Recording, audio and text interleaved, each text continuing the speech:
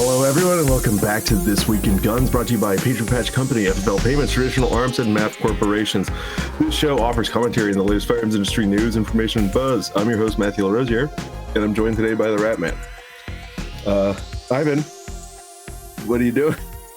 I'm wearing my shooting hat, my high visibility shooting hat, and it's full of my shooting enhancement fluid, Group tightener. and I'm enjoying my time here on the classic Call of Duty 2 map High Rise. That's what that is. Yeah, with my intervention. Yeah. But yeah, no. Cool Brita. Brita is the best shotgun, as anyone who isn't stupid would know. And you know, it's tradition for me to explain why we've been late. I don't even know what to say this time.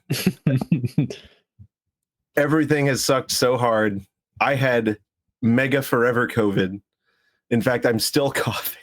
Like right after the last episode, it started, and a lot of crap has happened. It's just been like, on the good side, we have some good developments in the cases that we're actively litigating. So it's all been good, busy stuff, and also some very interesting business developments that we've had in some products that we're going to be able to bring to market very soon. So it's all coming up, Millhouse. And we did have a FUD blasters just come out on the Cop Magnum gun, which I think was a pretty good episode. And we've got another one that's just gone through editing now. So we've got more content coming, and as always, you know, the Discord is always popping, so you guys are free to join up and see us there. But for now, let's get to the news. And I think the big thing that probably everyone is up about is this whole Glock thing, right? Mm-hmm. So rumors have been flying. Glock is notoriously tight-lipped, and they have still not confirmed anything. But the main story is that basically everything except the slimline Glocks are being discontinued, and no more orders are being taken for them the end of November. This has resulted in a sudden, like, mad rush to get every, you know, partially cocked striker Glock that exists out in the world. And like the distributors are out of stock of everything except the most abjectly terrible firearms, such as the Glock 21 Gen 5, which are like free apparently. You know, I've wound up with two in my life because they were offered to me for like $100, and I was like, fine, gun for $100, I'll take it. And then I just like this is an awful, like, chunking, miserable gun. Funny enough, that's the first 45 ACP gun I ever shot was a Gen 2 Glock 21. But we have several gun shop owners in the Discord, and like people, the day after this news hit, our buddy nailed it, Guns and Range in Iowa. You know, if you're ever in Iowa, check him out. He's very nice, but no one lives in Iowa. But every single Gen 3 Glock and Gen 3 Glock clone that he had was sold within like 48 hours of this news. And I think it's pretty incredible that everyone suddenly forgot that they made like 21 million of these. Yeah. Right? And so like, I don't think they're gonna run out anytime soon. I think it was sort of a triple thing driving people to buy them, where it's like, obviously the impetus for this, right, cutting to the chase slightly, the impetus for this has to do with a governmental ban, so that's always going to make people feel a particular sort of way. Right. Additionally, you know, Glock is going to be making changes to a handgun that has been relatively unchanged in this department since the 1980s. Right. And it has earned a reputation since the 1980s for some bad things, right? People complain about a mushy trigger pull or this, that, or the other thing, but very, very few people are able to say, well, it's an unreliable system or one prone to premature failure or breakage, because it's At this point, it is so well figured out, and probably at least by the 90s, right? It has been so well figured out that it's been 25 plus years of rock solid performance. And now they're threatening to change that, right? They're sure seems like more than threatening. It seems like it is going to be changed. So that worries people to some extent. And then ultimately, there's some amount of fear of missing out or just general uncertainty about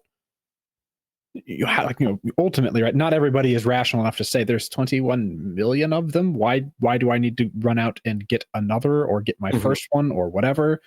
But I think that sort of fear of missing out or fear of like it's going to go away, gone, and you got to get one now. And this is also additionally paired with the distributors. Lipsy's, I believe, is like one of the bigger distributors of Glock handguns, and they had put out to their dealer network that they were going to be offering discounted pricing on all the remaining in inventory, pre-ban quote unquote Glocks. Right. And I think that sort of drove people crazy to get all of that inventory on shelves and into people's hands. So very much a perfect storm of factors that make people want to go and spend $400 on a Glock. Right. Yeah, no, it's super interesting. And I was kind of soft making fun of people who bought another one, but then again, I'm the dipshit who owns like a bunch of Walther P99s, and then when they were like, we're done now, final edition, my ass bought one. So I do think that was a little different, but I can understand for me, I think the Walther P99 is the best service handgun ever made, and so I wanted to make sure I had a couple new ones when I knew they were discontinuing it, because I'm like, this is the gun I'm gonna be carrying, on a belt. So I can understand that. There's a lot of people who are probably like, this is the gun I grew up with. This is what I know. They're changing the trigger that I know, right?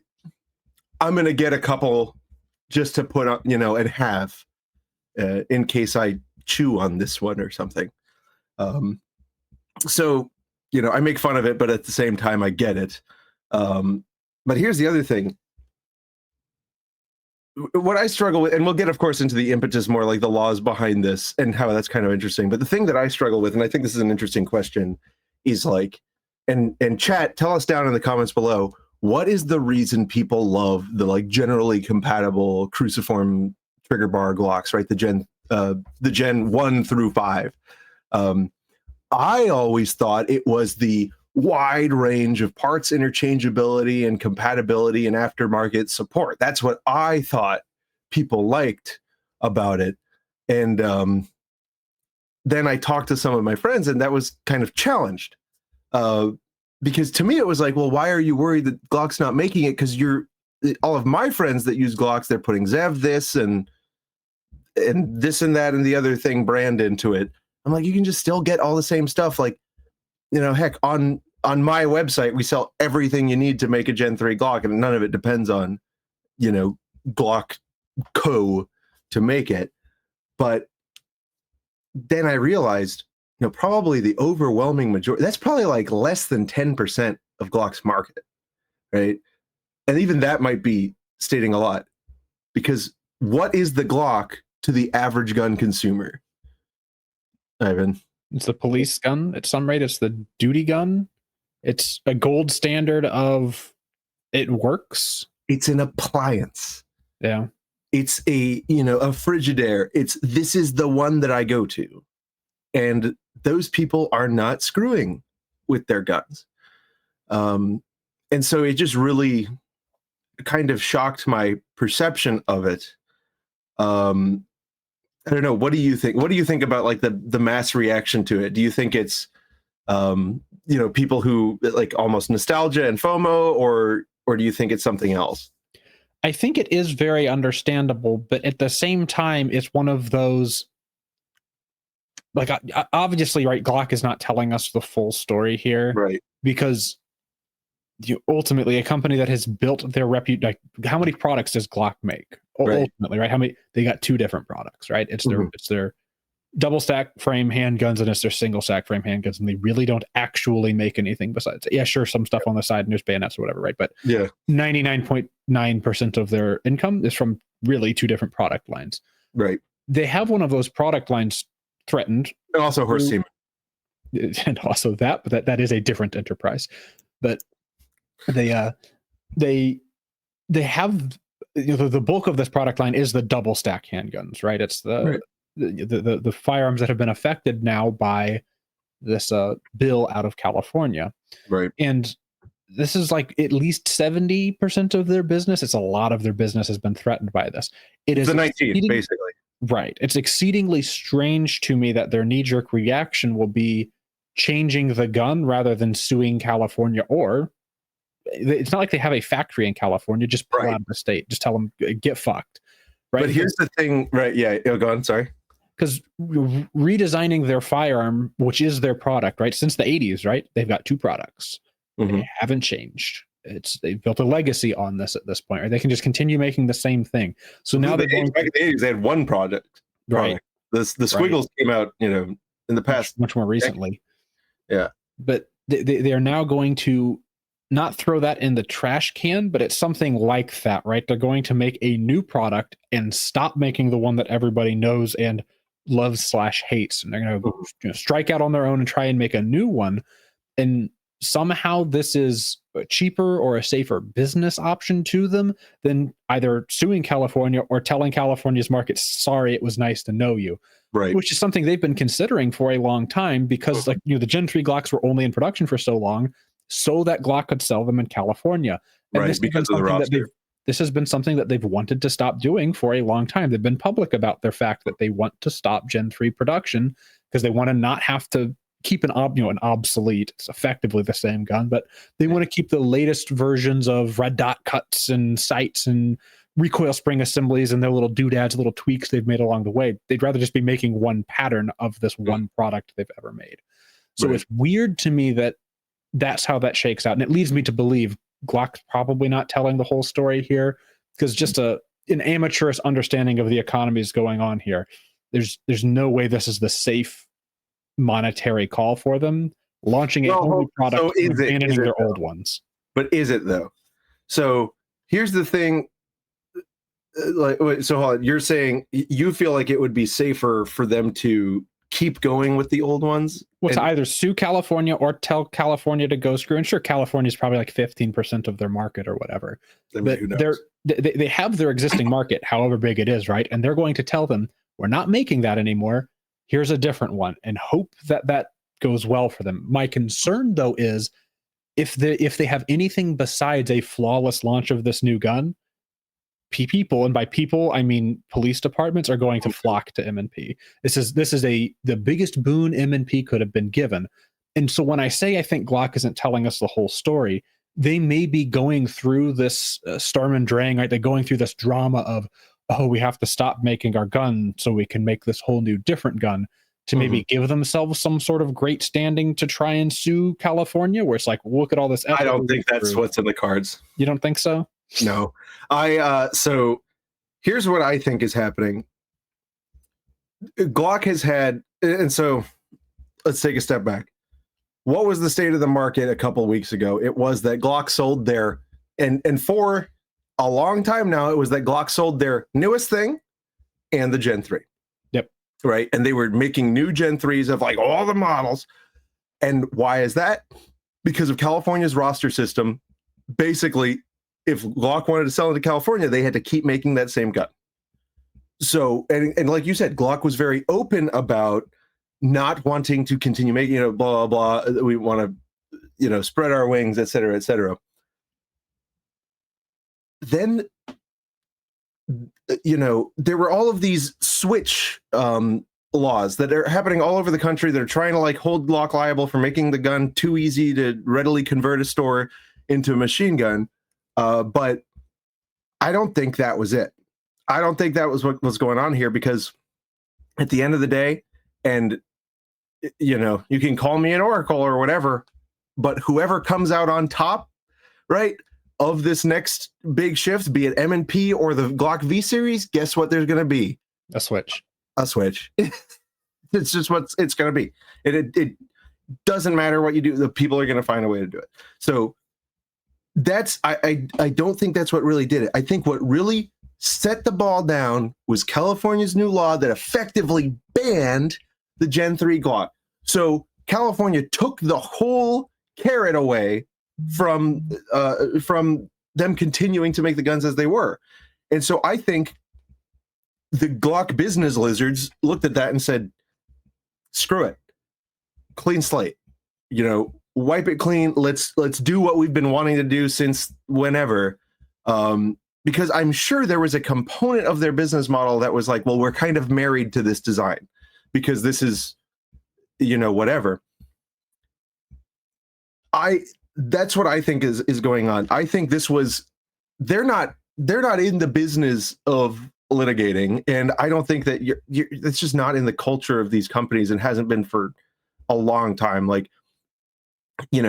HK, as shitty as they are now, back in the 80s was like a gold standard of companies that stood up to the government, and they didn't engage in substantial litigation, right? So for these European arms companies, I just don't think that's what's in the cards. I think they'd rather be seen as bending the knee and like giving the government what it asked for. And you can see this in all these letters that Glock sends out.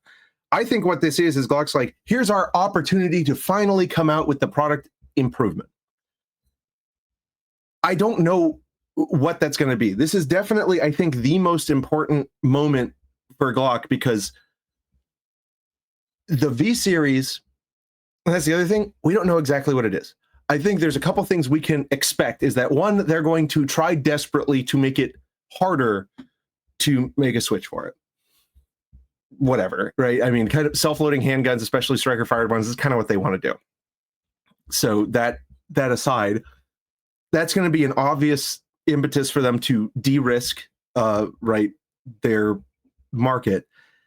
And then they're going to try to, I feel like the V series is going to be, and some other people have agreed, that weird competition trigger they had in, which model was it?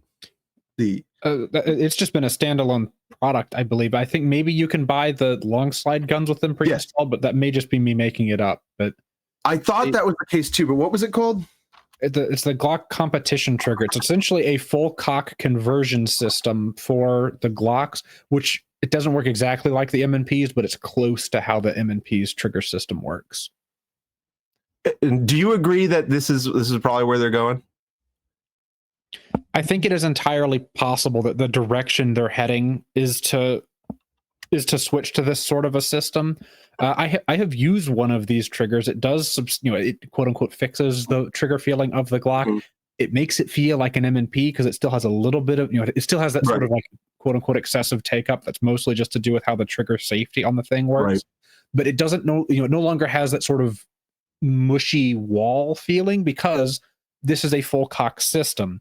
Traditionally in a Glock, right, the striker sort of sits at a half cock position, and that mush that people refer to, you're pulling the striker back to its fully cocked position before it gets released.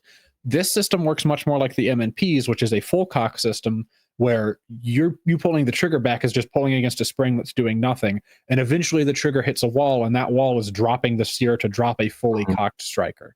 And that's so that interface becomes here, right? This little nub. Right.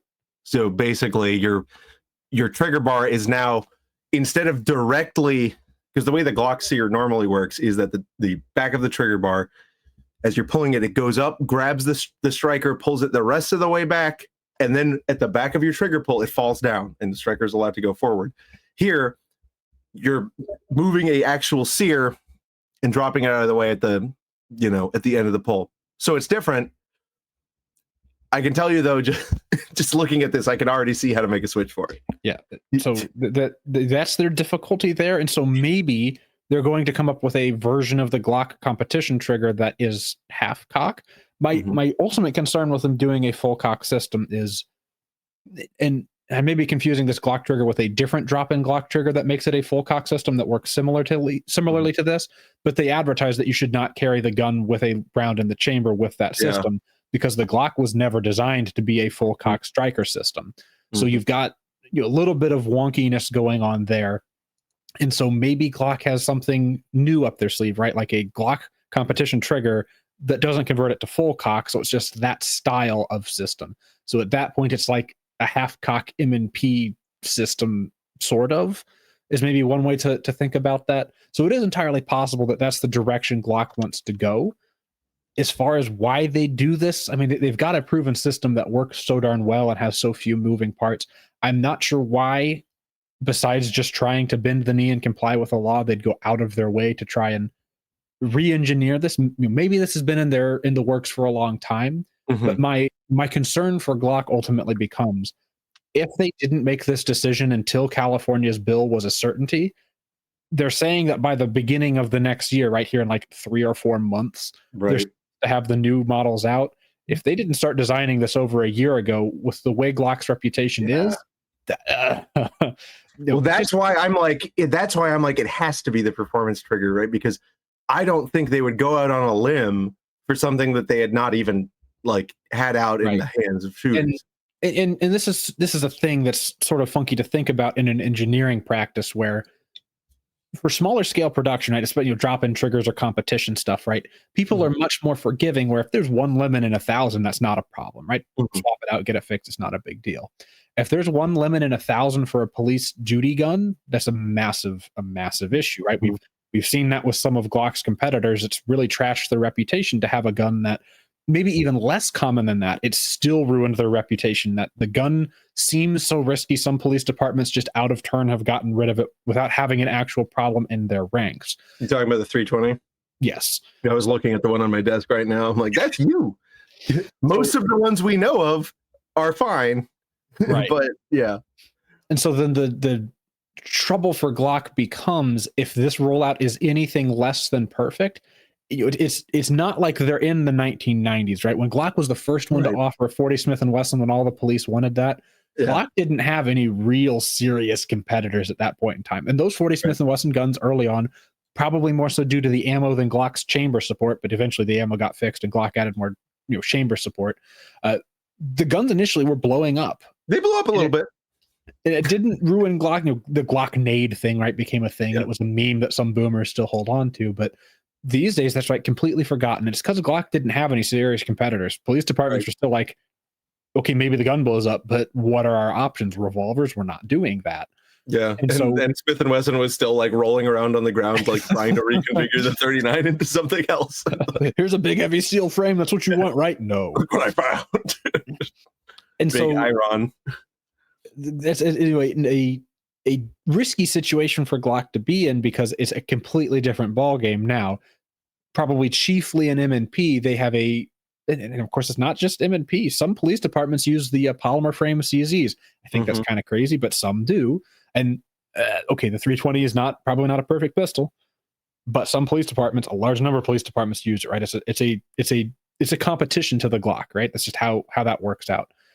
If Glock messes this up, they could really hurt their position on the totem pole. Right? Currently, I'd say that they're on the top. They're doing great. Right. They could dethrone themselves in what ultimately looks like, what seems like, an unforced error, like moving to comply with a law that is ridiculous and stupid.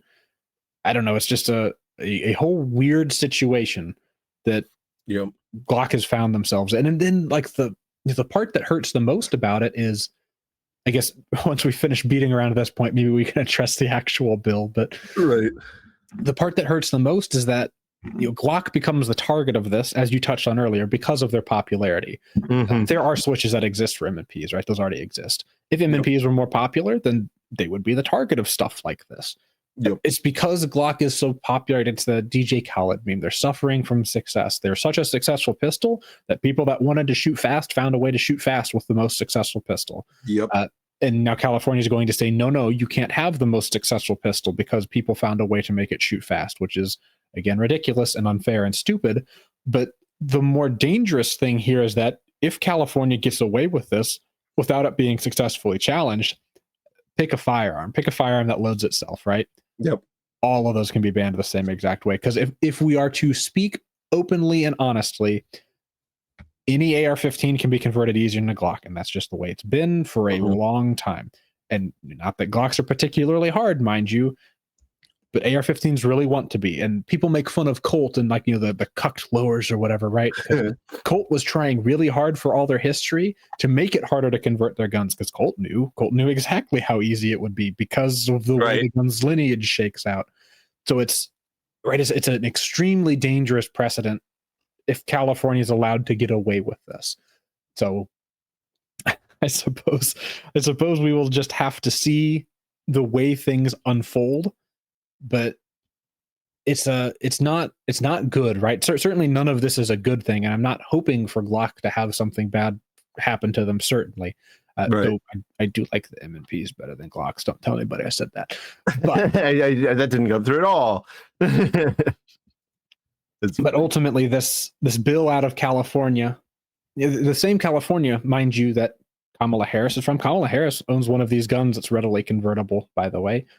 Millions of police officers in California own these guns that are readily convertible, by the way. What the new California bill version of readily convertible, not the way people misunderstand the way federal law works for that. But it's ridiculous because there's a lot of these things in California, and California has argued in court, Glocks are a great option for self-defense or whatever. You don't need an AR-15, get a Glock. And now they're going to say, don't get a Glock. Don't get a common pistol. Actually, don't do that. Let's talk about the law specifically then. All right, now that we've gone on for 25 minutes, just kind of bloviating about Glock and the future of a company that we have nothing to do with. Why don't you tell us what's in the law specifically? Why is this one interesting? So the basis for this law, of course, it's out of California, although California is not the first or the only jurisdiction to have one like this. But of course, the impetus for this was a guy who had been arrested multiple times, got out, released early in California, got his hands on a Glock with a switch, and then shot up a party or a street or whatever. He did awful things. So California's reaction to this was not to do introspection about why they continue to let people do this. Instead, it was, why don't we see if we can't stop the most common handgun in the state, in the country, possibly even in the world? Why don't we see if we can't just ban that instead? Because that's probably going to be a lot easier, is ban the millions of them that are already in the state. That should work. So they went and attempted to do this. Their avenue for doing this was targeting the features of the handgun that make it so that it can be readily adapted through the use of an external device.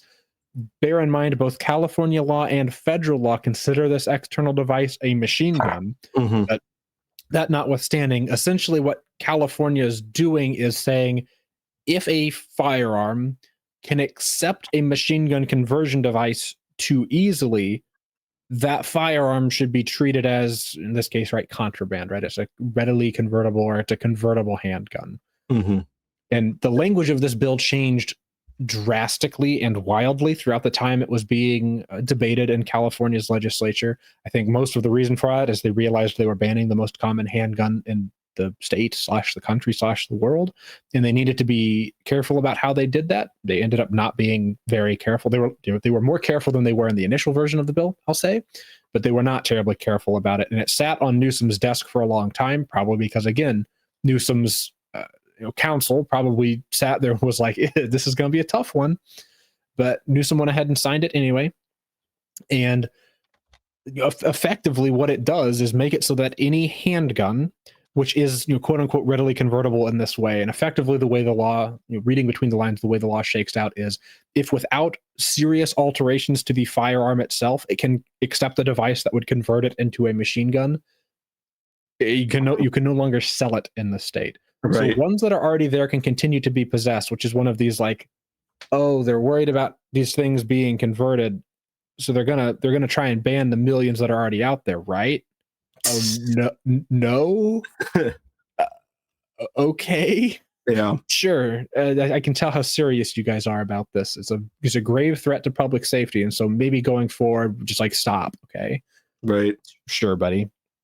But it's going to be new sales of them that are no longer allowed, and of course, because of how California's handgun roster thing works, and of course, thanks to California Rifle Pistol Association and their case dealing with the handgun roster, they managed to make it so new guns can be added as long as they have a mag disconnect safety and a loaded chamber indicator. So there are ways for new handguns to get on there at least, but now they have to not be convertible. So you had the Gen 3 Glocks on there previously, and if a Gen 5 Glock then had a magazine disconnect, and I guess like a more serious chamber loaded indicator maybe than just the nub on the extractor, maybe that's required. I guess it's up to interpretation at that point, but the Glock could have had the Gen 5 introduced, but for the fact that the Gen 5 is, as far as this law is concerned, the Gen 5 is probably readily convertible, which is nonsense because one of the features the Gen 5 has compared to the Gen 4, there's not a lot of differences, but one of them is they put a little wedge, a little nub of plastic on there to try and prevent you from converting the thing. That's the only purpose this piece of plastic serves, is denying a switch. Right. But like the weirdest thing about that to me is they did like add up the plastic. But here's the thing that always messed with me. Even on the Gen 3, you needed to file down the frame for the switch to work. Yeah, you'd need to file down the frame, and then on the 5, it's the same amount of work, well, about the same amount of work on the frame, plus extra plastic added to the trigger group, trigger pocket housing dug at the back. But that thing always, like, I was always like, when I saw the lump up protrusion, I'm like, you're literally saying, here's where to take it off. It's almost making it easier, you know? Right. It's stupid. It's all very ridiculous. Here's the other thing, like the whole way this is defined is like based on the availability of the device. Right. And that's the other like particularly weird part, is that it's the power drill. Right. What the law tries to focus here is the convertibility of the handguns, but the convertibility of the handguns in this context presupposes an availability of machine gun conversion devices that are themselves machine guns, both federally and in California state. So you already need a chain of felonies, especially because for machine gun conversion devices being imported, it's like 4 of them by the really, 4 or really 5, illegal. 4 or 5 by the time it's in the state. Yeah, and felonies have been committed. Yeah. Okay, now you've at least got it here, but you're going to need an ample supply of them for it to then trigger the guns being readily converted, because they can't be readily converted if there aren't an ample supply of 5X felony machine guns to combine them with, which is why there are switches that exist for the Glock 43 and 43X, but Glock is continuing to make those because while those switches exist, those are more prototype things, and they are not being imported by the shipping container full from China. Meanwhile, for the switches for the double stack frame guns, they've been on Temu since like Temu came to exist. Right. Or back when it was, remember what was, Wish. Yeah. That was where like they first started to really show Alibaba up. And and it was always there were listings on Alibaba where you could just buy them 3,000 at a time. It was, and of course everybody's like, oh, it's a Fed trap, and then evidently somebody goes ahead and orders it, and it's not. Right? Yeah, no, it's that ridiculous. The Don't care. Yeah, and the lion does not concern itself with American gun laws.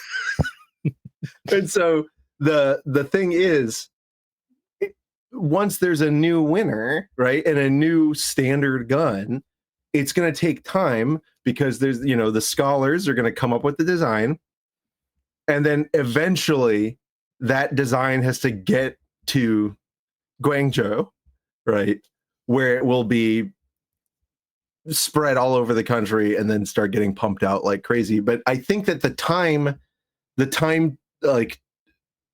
to conversion there has shrunk dramatically. Yes, because these Chinese sellers are selling this little piece of aluminum, and they're selling them by the bulk for really, really cheap. But like $10, right? That's really good for a piece of 6061 in China. They're gonna go for that, right? They're gonna go for that as soon as they can. Like, it's. And criminals here, like there's been links on Telegram or whatever that have been publicized. Like in certain cities, bigger cities in California, a switch can go for $250. Yep. It's like created a gigantic underground market, not dissimilar to the more common of illicit drugs, right? Where people are just willing to trade in these things because they will not get in trouble for trading in these things, because there are too many people interested in these things and too big a supply of these things here that the government's plural in this case seem incapable of stopping. So it becomes a lot of parallels, right, to the war on drugs, where the government is massively under-equipped to stop this. And at this point, California's passed a law that's maybe analogous to banning glass pipes or scales or something. It's like, haha, you can't do it anymore. And everybody else, everybody in the state is going to go, criminal wise anyway, is going to go, okay, we're sure stopped with our supply of lots of these guns in front of us. So it's ridiculous. And just to get back to my point on why maybe Glock might be doing this, it is possible that a part of their economic calculus may be their exposure to this problem is never going to decrease. They may realize, like, maybe they see some writing on the wall that PLACA might not defend them in this particular instance, or maybe PLACA is not going to be around forever to defend them in this instance. And they've got millions, tens of millions of these guns that they've made out there, and they've known about the fact that they could be converted for a very long time. They've got internal memos discussing the fact that it is possible and discussing what it would take to maybe take that out of the gun. And eventually that's why the Gen 5 has some of the features it does. But Glock has not painted himself into the corner because they didn't do anything wrong, but right. Glock realizes their exposure only gets bigger from here. And if other localities are going to be passing these laws, eventually there's going to be some state level judge that's going to issue a judgment against Glock for some number of millions of dollars. And maybe eventually those add up. And maybe for Glock, it's just not worth it, because they can, if they try and cut this off here and be like, look, we realize now this is a problem, and so we stopped making these guns. Right. Maybe they'll be able to then, this state level judge that hates them or whatever will now have to reckon with the fact that, well, Glock did stop, and they tried to fix it by the time they saw it was a serious, quote unquote. And they sent all those nice letters. Yes, they did send very nice letters about how sorry they were. Yeah, and how they agree and everything. But anyway, you know what's not sorry? A good holster. A good holster. Zero compromise holsters and gear from Traditional Arms LLC. Guys, go on there and get your holster piece. These are the ones that both me and Ivan carry on the daily. Go there and shop holsters and use promotional code FUDBusters or Ratman if you want yourself a fat discount on some fine Florida-made firearms holsters for whatever the fuck. I don't know. They also got good deals on these lights, I guess. Like, this only 3 times more than the Harbor Freight one, so why not? It's the same thing. So anyway, guys, traditionalarms.com, promotional code FUDBusters or Ratman, and get yourself a discount. Next up, we're going to talk about so let me pause and take a step back, right, and talk about the NRA, which is, again, a lot of people like to hate on the NRA, but if you want to go by actual win rates, if you want to, make an impact on gun rights in this country, probably want to donate your money either to the Federal Public Defender's Office or the NRA. I just want to add to that, just because I always feel like adding this one. Dianne Feinstein even comes out and says the only reason that the 1994 assault weapons ban didn't have a confiscation, like a buyback provision, that was in the bill up until the point that the NRA started sending lobbyists to Congress people's doors to say, you will not win your re-election if you vote for this. Because they had the votes to ban and buy back all, and of course the assault weapons ban at that time was a very wide swath of firearms, right? It was the 2 features in a detachable magazine. A lot of guns. And the original version of the bill may have even been 1 feature, but I may have my timeline on that confused to some extent. But the NRA is responsible for getting the confiscation provision out of that bill. And a lot of people these days like to point out the fact that they sort of became, to some extent, right, they became less effectual after that point. And maybe that's a valid criticism, but they are at least owed this 1 iota of thanks. That's nice, because I like my Colts from before the 1994s. Well, and they're also owed Bruin and every major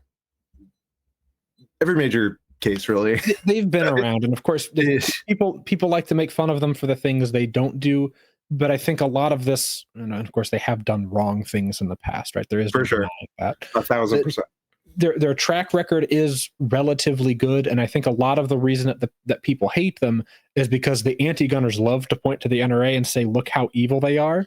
Well, and I mean, the big thing, I mean, Wade LaPierre really like shit his pants like really hard in front of everyone, and then kept screaming that everyone else shit his pants, which was also true. Yeah, which was, and then the whole thing with the intern and everything, he just keeps shitting and pointing at you and saying, "You shit my pants," right? Yeah. That did a lot of damage. But anyway, that aside, the NRA started, right, going way back as a marksmanship organization, and still does firearms training stuff, right?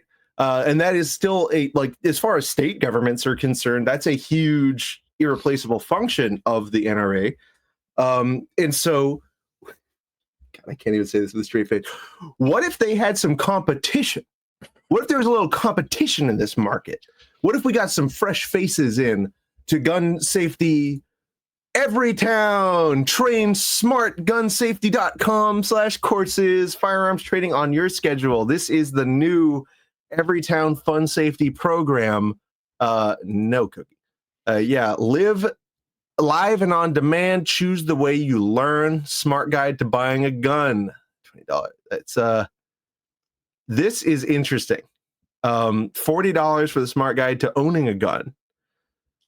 I had read an article of a guy who went through the class and then wrote up a summary.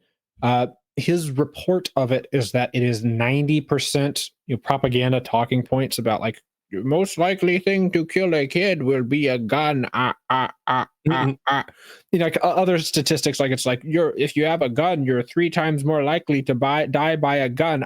It's like yes, and people who have pools are more likely to drown in them. Yes. It's just how that shakes out. That doesn't mean guns are unsafe, because you'd need to control for that, and that would be very difficult to control for with the data set that they reference. But regardless, I think the most interesting thing about their class is it begins with a great big disclaimer, and that disclaimer essentially says nothing in this class gives you any right to come after us or sue us if you rely on anything that you've learned here to do something. Well, that's good. Which is very, very funny, because you sit there and say, well, at the federal level, there's a law that says about that same thing. And Everytown has campaigned and lobbied to repeal that law. Right. So it's interesting that whenever Everytown has to wear the pants, right? Whenever Everytown's the one trying to say, well, this is how you should be safe with a gun, they need this disclaimer to say, hey, we're telling you how to be safe with a gun. If you're unsafe with a gun and shoot yourself and say, well, I took their class, they should have prevented me from shooting myself. Right. You don't get to sue them for that. If Everytown had their way, you would be able to sue Everytown for that, which is hilarious. So, they certainly realize the necessity of PLACA by the time they're trying to say, here's gun safety, everyone, which is, it's just, I can't accuse these people of being serious or people who mean what they say and don't speak doubly. Mm-hmm. However, they certainly don't go very hard to try and hide it, right? It's all stupid. Mm-hmm. Oh, and the other funny thing is, as we're looking at these beautiful pictures of their... Well, I don't know what you're talking about. I'm just looking at the instructors. Yeah, they're beautiful pictures of their beautiful instructors. Yeah. Their instructors give their first names only during the trainings, apparently. They don't give their full names, which is like They also don't give qualifications beyond being a firearms instructor. Certified hunter education instructor, range safety officer. Well, that's good. So, their qualifications aren't great, because ordinarily the people in these sort of things will rattle off like 100 qualifications, and maybe these qualifications aren't that important. Like, I have been through the NRA range safety officer training, right? It's not impressive or hard to be through it, but these people haven't been through it, or else they would put it on there. This is the one qualification. 30 years of experience hunting and handling firearms. Nellis is an indigenous woman with over 30 years of experience hunting and handling firearms. No, that's good. Fascinating. I would if somebody was new, I would say listen to that one. Peter is a military veteran. This Steven likes IPAs.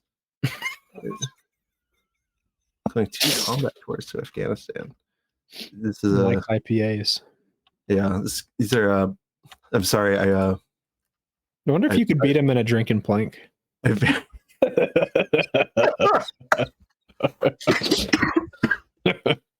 bet you I could fuck any of these people up in a drink and play because they shit themselves. This is so. Is anyone gonna do that? Is anyone gonna take the stupid course? So here's the funny thing: is it's brand new and they're already offering like discount codes and coupons for their live ones or whatever, which is probably indicative of how popular it is. Not very. The more interesting thing, I'm not sure. I think live is like it's live over the internet. I'm not sure if they actually take you to a range. It would be funny if they did, but they probably need more instructors to do that. The more interesting thing, though, about this entire thing is, ultimately, right, the way they're going about it here is propaganda. It's very obvious what they're doing.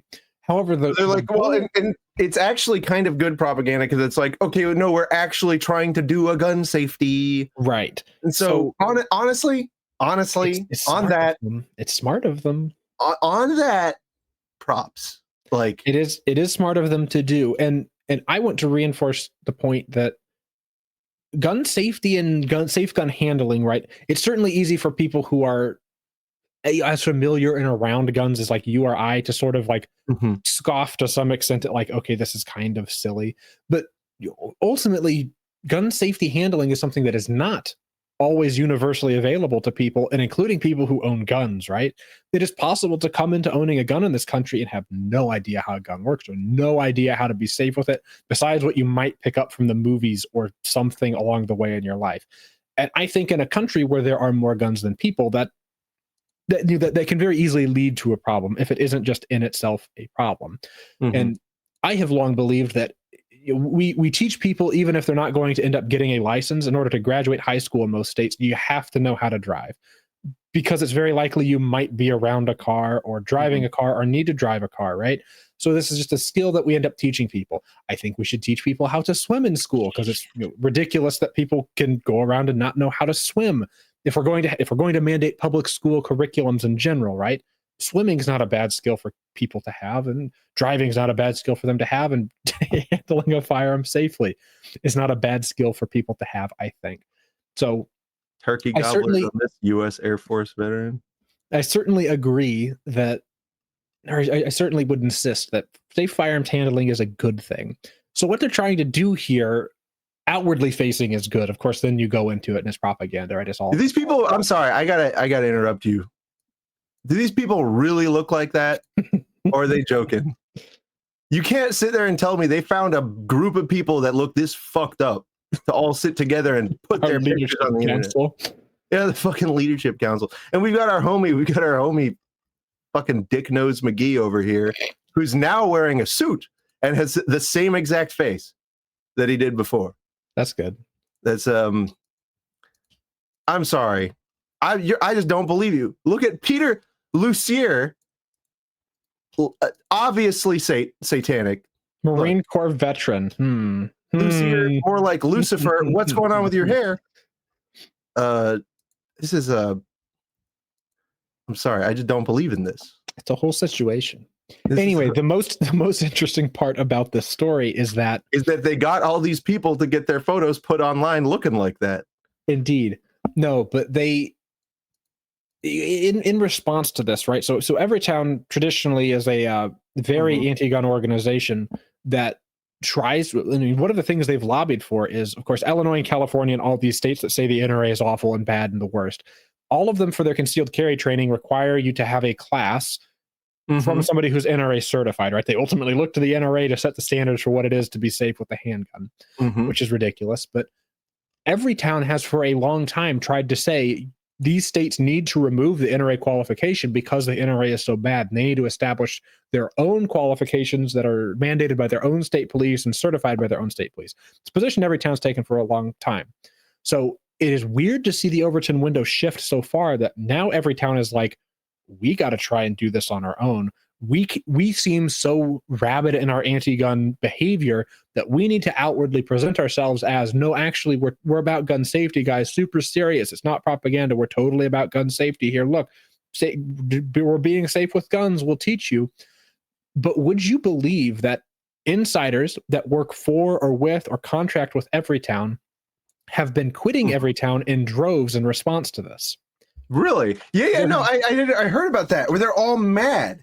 There's been a number of their employees that have quit and then went and did articles or op-eds or whatever to say, as they we feel betrayed by Everytown because Everytown is trying to teach people to be safe with guns.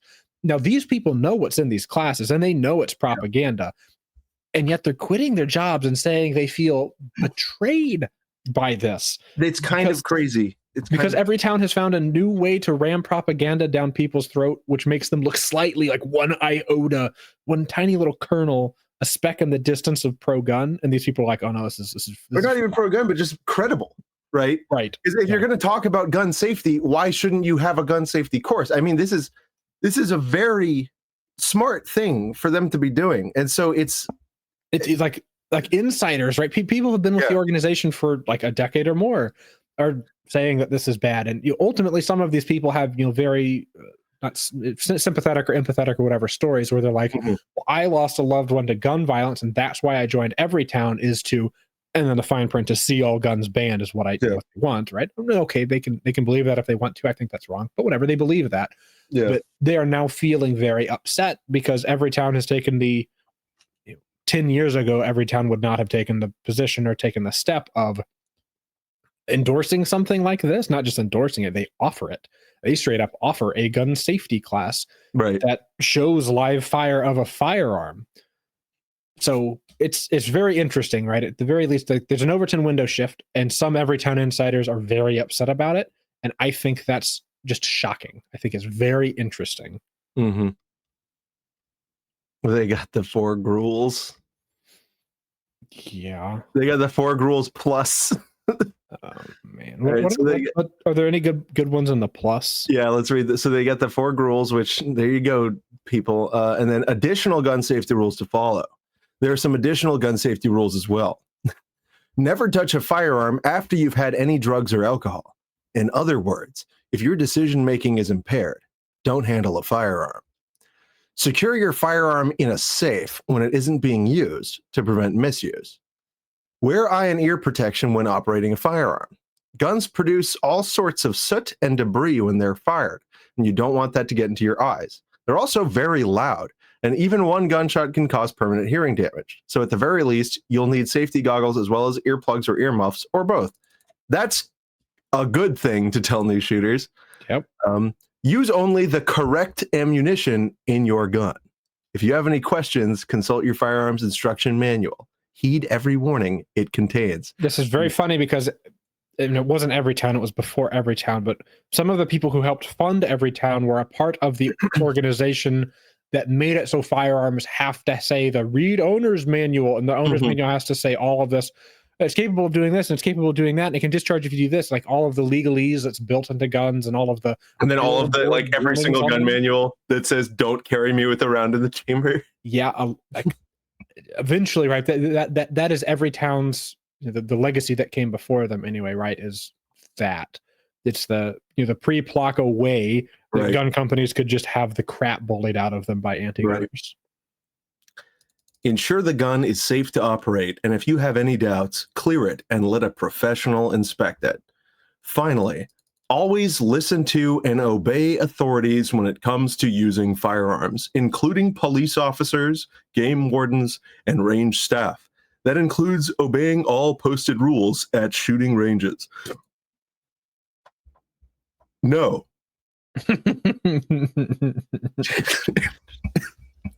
It's whatever, dude. I mean, that's one of those things where, like, as far as how awful anti-gun lawyers can sometimes be, that is by the time you're speaking, and I guess this is a theory in law, and there's probably a word for it. I'd be like a good term of art word for it. but it's like one of those things in contract law where if you speak as to what, it's better to be as silent where you can be as you can be, because if you speak to one part of it, like we're going to inspect your firearms to make sure they're safe. If you have that clause in your range rules and then you forget to inspect a firearm, you've opened yourself up to liability. Right. It's interesting because that list of rules is nowhere near as exhaustive as it should be for the level of granularity they're getting into in some of those rules. Right. Where, and ultimately, right, they've got all these disclaimers and Plaka would keep them safe. But in a world where Plaka didn't exist, that list of rules being given alongside a firearms safety training course would get them sued. And it would probably even be successful in some localities, because that's not like, when they say additional rules, it sounds like they're trying to be pretty comprehensive. Right. That's not even remotely close enough. It is not. And that is funny. Anyway, next up, let's talk about some more anti-gun stuff from the anti-gun zone. Boop. The Justice Department has sued the Los Angeles Sheriff's Department over gun permit delays, which is ironic when you talk about a story that's coming a little later in the show. But so yeah, the lawsuit is the latest in a string of Trump administration attacks on California and Los Angeles, which are good. And then the timing, 10/1/2025. Right? So yeah, DOJ sues the sheriff, saying that, basically a right delayed is a right denied. They allege that the Los Angeles Sheriff's Department approved only 2 concealed permits out of 8,000 over the course of 15 months, scheduling interviews because they have like in-person interviews with each applicant. To determine if you're a good person, which is Bruin said you can't do that, and so they just invented a way to do that that's like deluxe. Right. They do it like doing it in every way +1, but saying it's different. Right. It's like you can't like do a good moral character because we understand what you're trying to do with that. And then California's like, well, great, but like, what if I do it, but I say I'm doing something else? Like, yeah, what if I say it's a mental bell? Yeah. Yeah, and this is funny. LASD.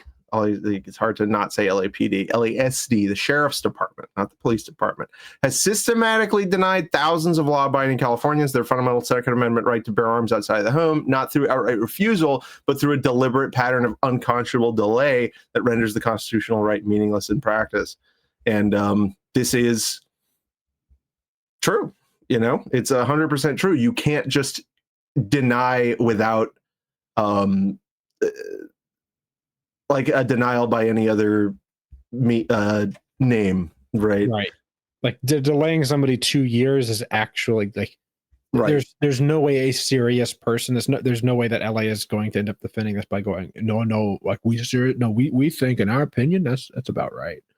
Especially because I'm sure if you went and did the research, I'm sure you could become a cop in LA in 6 months. I'm sure they'd give you a gun in a car to drive around in with your gun to go and shoot people with in 6 months, right? 6 months. Well, the Sheriff's Department, they gave a statement, okay, and they respect the Second Amendment, and they remain committed to addressing all applications fairly, promptly, and with a balanced approach. Words, indeed. Yeah. They are saying they have taken steps to reduce the backlog from 10,000 to 3,200.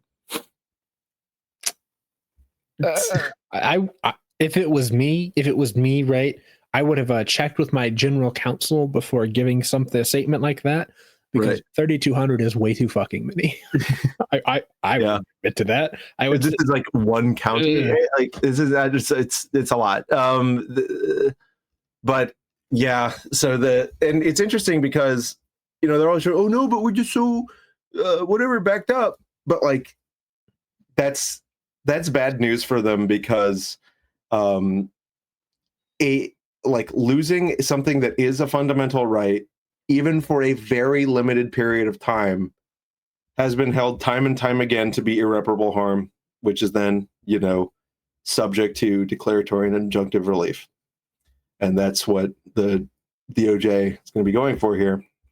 And so that's good, or it's what it would be going for if the government wasn't turned off. And the government being turned off has had some funny implications for us in the legal side of the gun industry. And we'll talk about that a little bit more in a minute. But first up, MAF Corp, guys. Go to maf-arms.com and use yourself the discount code. We got Fudbusters and Ratman. We've got all of the stuff, new arrivals, some very cool stencils, super cool cut stencils that you can put on your stuff and spray can it, make whatever. We've got very camo, Vietnam Tiger Stripe, M81 Woodland Desert Night camo. They're all pretty good. They're from Rattler Innovations and a bunch of other new stuff. Hitchhiker build kit, guys, $49.99. It's kind of irresponsible not to pick it up at that price. So be sure to go to maf-arms.com and use code either Fudbusters or Ratman to pick up whatever it is you want. Next up, we got some Supreme Court news. The Supreme Court is to hear cases on guns, government confiscation, and several other issues. This is, of course, about them agreeing to take up Wolford, which is the Hawaii vampire rule, where basically they say you are not allowed to carry a gun into private structures unless you have specifically been given permission. So it's the vampire thing where it's like you're standing on the doorway and you can't come in unless you say welcome in. Then you come in and give them a little bite. So yeah, that's a big one going on there. And interestingly, in Wolford, the US DOJ has filed a amicus brief in support of the petitioners, which pretty cool. Yeah, brief for the United States as amicus curiae in support of petitioners. And then on top of that, SCOTUS has taken up USV Hemani, which is a gun and drug case, right? This is the potweed issue, whether being a potweed user makes you forever a no guns or whatever. So that's pretty interesting. That's pretty good. Although I worry more about Hemani, given the way this court is structured and how they kind of view some of these things. It also doesn't help that in the grand scheme of sympathetic versus non-sympathetic plaintiffs, right? I guess defendants, really, right? They're acting as a plaintiff insofar as our rights are concerned, but this is a criminal case where Hermione's defending. Yep. He's not the most sympathetic plaintiff ever because, he hasn't been convicted of anything. Like in Rahimi, the problem was he'd done, and he said he agreed he was a dangerous motherfucker. He'd done some bad stuff. Yeah, not a good hombre. Hermione has been accused of being a bad hombre, but nothing has stuck. Right? Nothing right. Convicted. So that may be complicated in that regard. And so the background, just so you guys know, the background of Hermione is that the FBI had searched his home. He is a dual citizen of U.S. and Pakistan. And when they searched his home, they found a handgun, marijuana, and cocaine. And he agreed to having used both of the drugs. And so he was indicted for 922 G3 for possessing a firearm while being an unlawful drug user or addict. So and they hadn't investigated him, right? Part of the reason that they were interested in him is for some connection to some form of terrorism. Right. And perhaps you could infer the fact that they charged him with the guns and drugs as opposed to any form of terrorism means perhaps he wasn't doing a terrorism and it was a case of mistaken identity or something.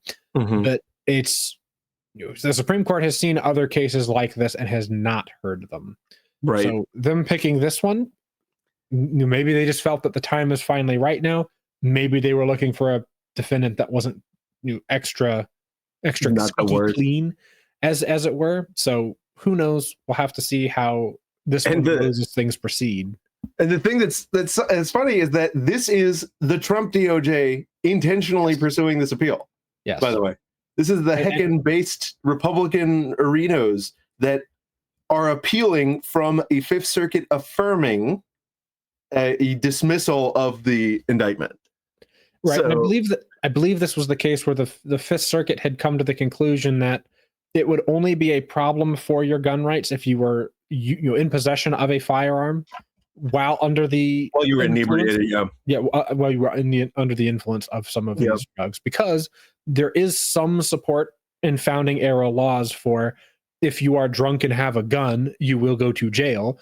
and then once you're not drunk, you can have your gun, and then you may face some fine or penalty or whatever. Certainly, losing your gun rights forever as a result was not something Not that happened. contemplated. Yeah. And so, at the very least, right, the penalty is a little bit ridiculous, but certainly, like, simple possession of a drug in simple possession of a gun without you being under the influence of said drug while having the gun, certainly not contemplated in any sort of historical tradition in this country. Right. So, and let's be honest, is kind of like a bit silly as a standalone mega felony. Yes, especially because there are some drugs that are so classified, right, as right. Like forever prohibitors, right, that are much less bad for you and the way your mind works while you're under the influence of them than alcohol. Right. Certainly people get one of two moods frequently with alcohol, which is belligerent or very, very sad. And generally speaking, neither is a great mood to be in when you have a gun.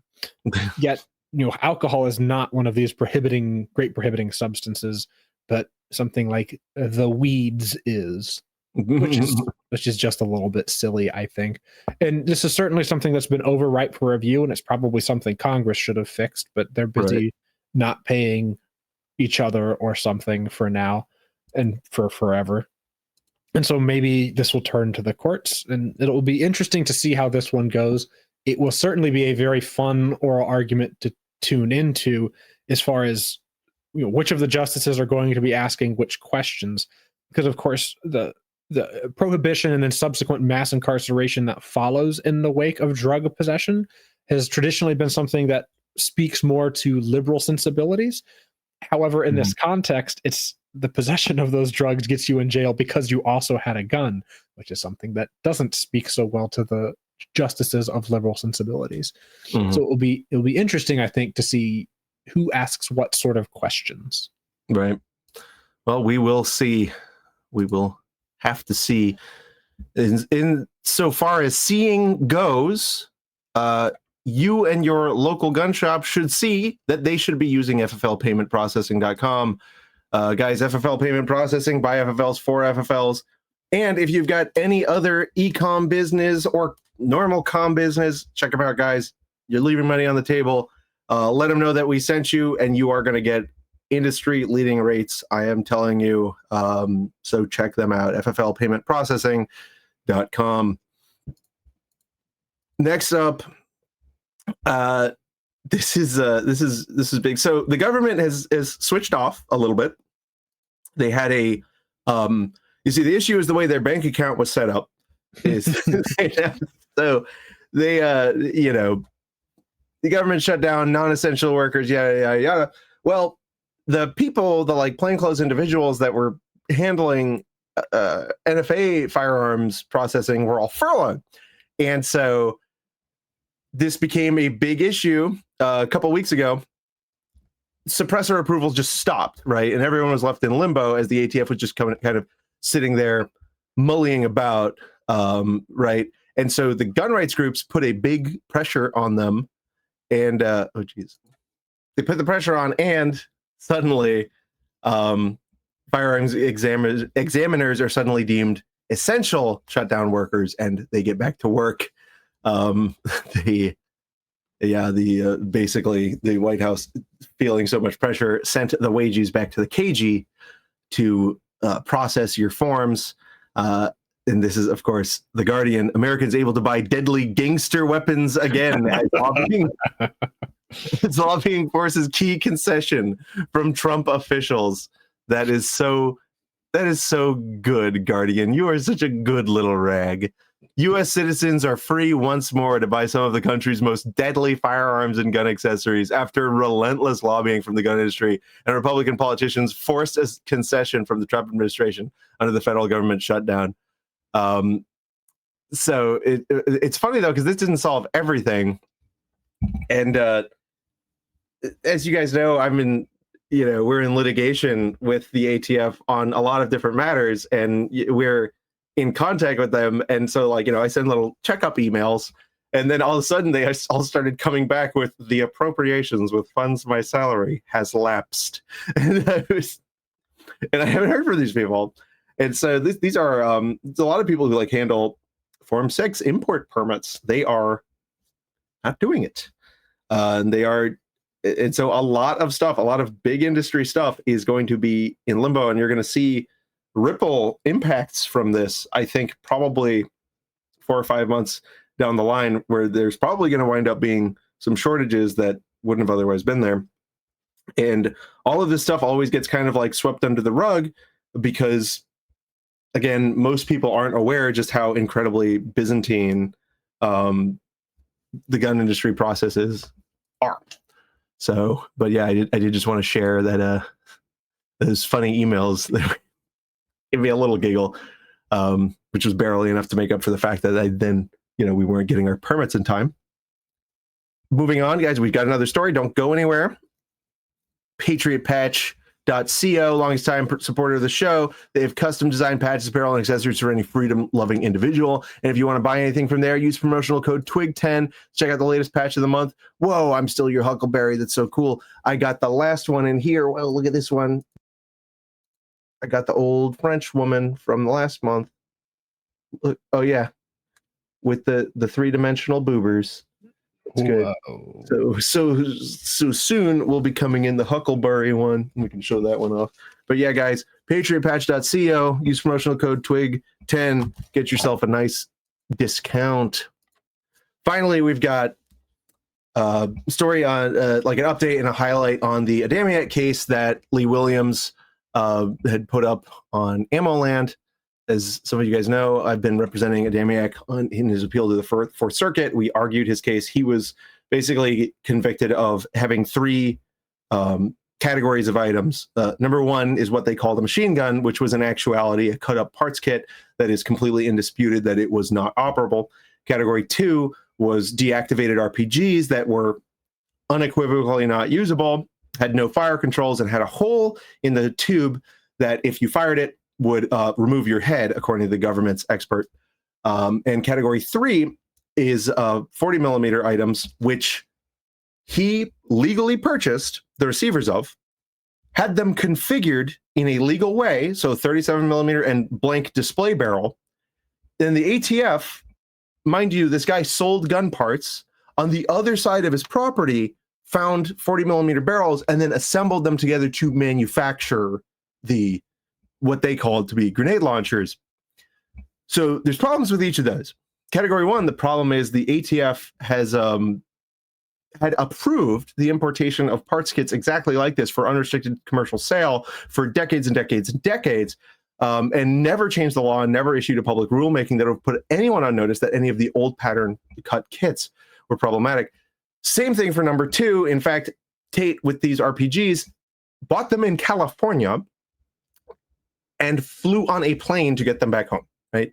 It didn't work. And the only way the government made them work was by putting in a training device, which is in actuality a sub-caliber firearm of its own, replacing the entire fire controls with a complete Russian RPG-7 unit from the National Firearms Reference Collection, which is a normal thing to do, and then firing the 7.62 training round, which is not, mind you, a rocket.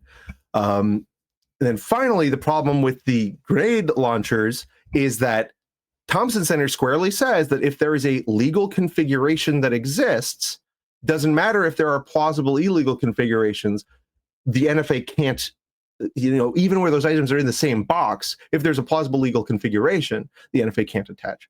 Okay.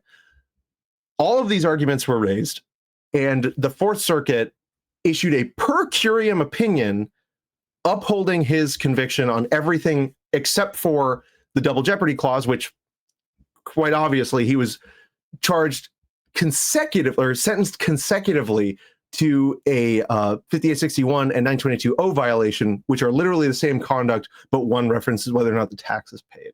That's very obviously double jeopardy, and that is the only thing that was sentenced consecutively. So luckily we got his sentence effectively, if it goes the way it should at sentencing, cut in half. But the Fourth Circuit refused to look at anything else, didn't give any reasoning as to why and how these things were regulated arms, or whatever they are, weren't subject to the Second Amendment. They simply asserted that, oh, Bianchi, which is their assault weapons case, completely forecloses this and moved on. So that was really disappointing. And we're preparing for a en banc petition and, and ultimately taking the full ride all the way up. And so, yeah, Lee Williams did this thing, and he put a nice little picture of me. He said, Patrick Tate Adamiak's case now depends on his appellate attorney. And he goes through basically the whole story on what happened in much more detail. And it's a pretty good recapitulation of events. And so I'd encourage you guys to check that out. The link is in the show notes that is on Firearms Radio Network website. But yeah, I just really want to thank Lee Williams for bringing so much attention to this story, and because he's been closely following it for over a year now. But so yeah, that is that, I think. Ivan, do you have anything else to add? I think the one thing that we didn't end up putting on this list, just because it was right after the last show we did, was the Seventh Circuit had oral arguments for the Illinois assault weapons ban, and frankly, I didn't put it in the show notes because there was very little of the discussion of the actual ban that took place. Most of the arguing was about like very, very technical stuff.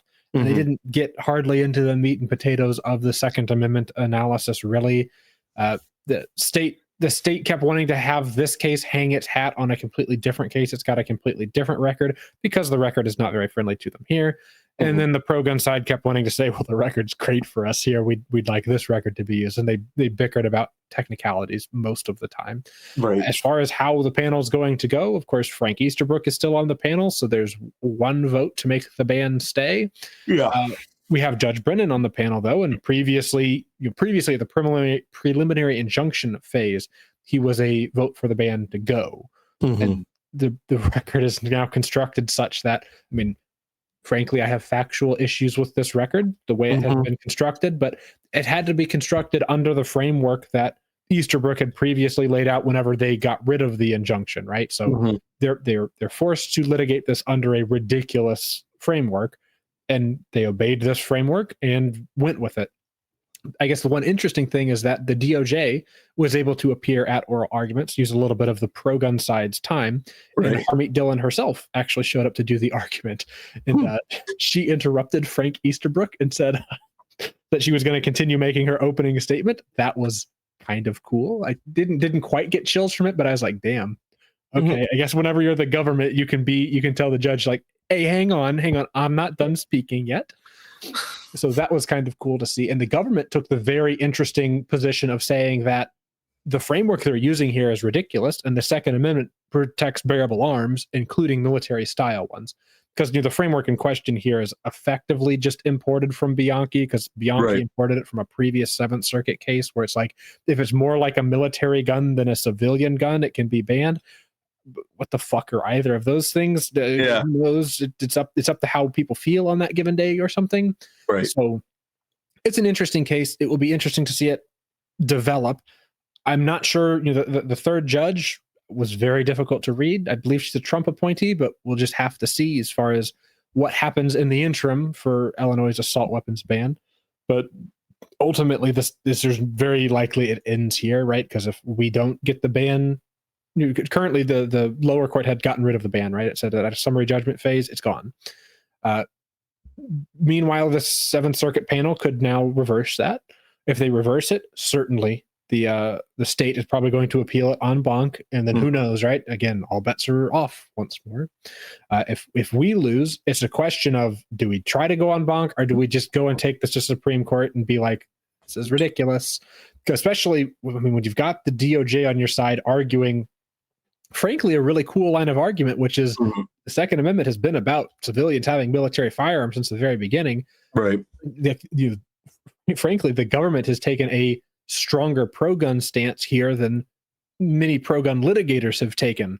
And maybe some of that may be strategic or decision-making, sure, but the DOJ is not pulling their punches, and like the only regard they pulled their punches in is to say that we're not sure if grenade launchers are arms. But okay, I think they have to be, especially given the other things you're saying. But whatever, right? I'll take what we can get for now. The federal government coming out and saying extended magazine or high capacity LCMs, 30-round mags. Oh, unquestionably, those are arms, and they must be protected because they'd be useful in military service. And it's like, whoa, okay, that's not something you would ordinarily expect the government to say. Is of course you have a right to own military guns. What did you think the Second Amendment was about?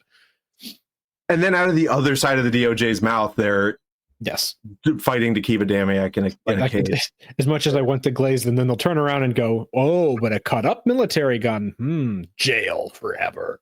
No, and then it's really weird. It's not only that. In Matt Hoover's case, the political appointee U.S. attorney for the Middle District personally showed up at the oral argument at the 11th Circuit. Why? Like to argue to keep a man locked in a cage over drawings. What are you doing, DOJ? It's very confusing. They should the left hand should probably and the right hand should probably come and talk and maybe kiss a little. I don't know. You would think, and I guess the ultimate irony is that there's so little coordination that it's not like they've got a left hand and a right hand. They've got like a misfigured stump that is in the darkness, completely detached from the rest of its tentacles. body. Yeah, it's a tentacle. It's like each sucker is communicating. Chopped up pieces of a worm or whatever, trying to find one another. Join or die, worm. Right. And it's unfortunate, right? Because ultimately people's lives are, if not interrupted or inconvenienced, something close to ruined because of a Department of Justice that feels the need to ruin their lives for its own sake. Right. Because of course, right? I'm not trying to say that every person the federal government goes after is a saint, because they're not. But Adamiak wasn't hurting anyone, and Hoover wasn't hurting anyone, and both of these cases have records that are very clear that no one was hurt, and they weren't trying to hurt anyone, and the things they were doing, like, again, I would say these same things about a guy that's just straight up selling machine guns to his buddies, right? As long as they weren't hurting people with them, it shouldn't be a problem. But these cases weren't about operable machine guns. They were about something that was in both cases, multiple steps that a talented person would fail to do away from being those things. So it's just ridiculous that then they would go to jail for that. All the while, right, California is able to ban Glocks because of a guy they let out of jail 5 times managed to get a Glock and shoot people with it. I guess I'm complaining about the nature of the world. We live in a society and all that, but it's unfortunate. And as much as I might appreciate the Department of Justice maybe sticking its neck out further than expected in a few ways. Yeah, further than -5. It's like 0.01 is more than -5. They have a lot longer way to go before they'll get to the point where they have my, I guess, unabashed admiration. Like, wow, that was really cool. Because I would like to be able to, tell my children's one day about the Department of Justice. They used to be evil and then they were good. That would be a cool story. That ain't gonna fucking happen. Disney might pick me up on that, but Disney bang my line. I got a fairy tale for you. Yeah. Anyway, you guys, thank you for bearing with us, and thank you for your continued support. Let me just tell you that those of you who have continued to support us on Patreon makes a huge difference. It's, especially as we dig down into some of the litigation we're doing for Second Amendment work, the fact that so many of you have stuck with us and stuck with me has really made it possible to bring some of these cases and keep fighting for some of these people. So I just want to really thank my Patreons. And hey guys, if you're listening and you're interested and you kind of like what we have to say, I'd encourage you to consider joining the Patreon, because we're a lot a little bit more efficient than some of the larger groups. Your money might more directly go towards, keeping the fight up. And of course, you get access to us on the Discord, which is a fun place, and we'd love to see you there and bully you into submission. But anyway, that's it for the moment. As always, we will see you next time.